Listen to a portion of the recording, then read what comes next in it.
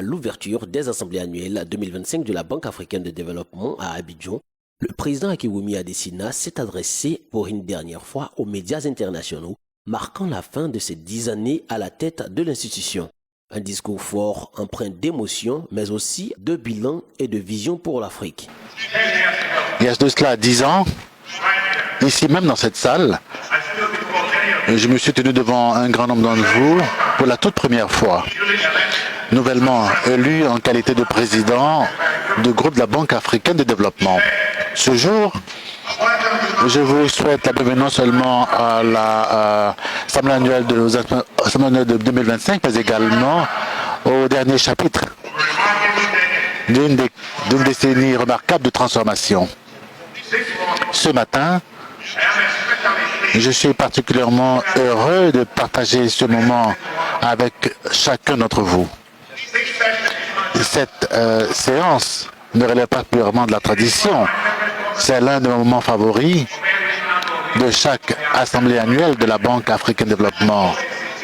Parce que cela me donne toujours l'occasion de m'ouvrir, de parler franchement et de faire des réflexions profondes et de vous remercier avec grande gratitude et sincérité. Sous son leadership, la banque est passée d'un capital de 93 milliards à 318 milliards de dollars, une évolution historique doublée d'un impact concret.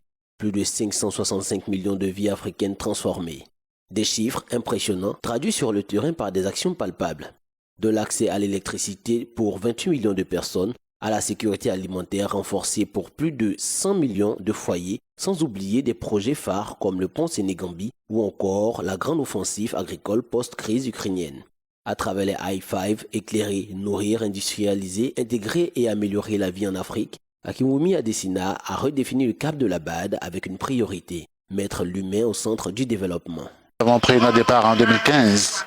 Nous avons lancé les priorités de la banque dans le cadre des i5, éclairer l'Afrique, nourrir l'Afrique, industrialiser l'Afrique, intégrer l'Afrique et améliorer la qualité de vie des populations africaines. Ces i5, aux 5 priorités, pendant que nous voguions sur notre navire, ont été un peu marquants. Aujourd'hui, pendant qu'on approche la rive de nos 10 ans demandant en tant que président du groupe africain de la banque, eh bien, les voiles restent fortes, élevées et fortes. Je voudrais faire un bref récapitulatif du parcours à ce jour. Pensez au point suivant. 128 millions de personnes pourraient avoir accès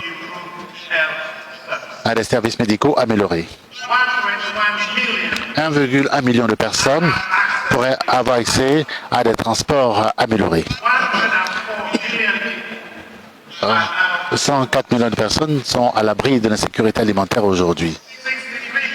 63 millions de personnes ont à présent accès à l'eau potable.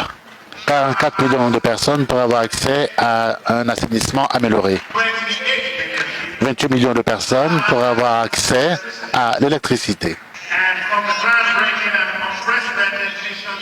Et avec notre mission 360, qui est innovante, lancée à Dar es Salaam en Tanzanie, par le groupe de la Banque africaine de développement, moi-même et la Banque mondiale et d'autres partenaires, 300 autres millions d'Africains auront accès à l'électricité à l'horizon 2030. Il ne s'agit pas là de simples chiffres, il s'agit de l'avenir des populations. Il s'agit d'espoir, d'espérance qui a été matérialisé. À la veille de son départ, le président lance un appel vibrant aux médias. Raconter l'Afrique autrement. Car au-delà des chiffres et des grands projets, ce sont les histoires humaines qui donnent sens à l'action de la banque. Cette édition 2025, placée sous le thème « Tirer le meilleur parti du capital de l'Afrique pour favoriser son développement », s'annonce donc comme un moment charnière entre bilan, transmission et nouveau souffle.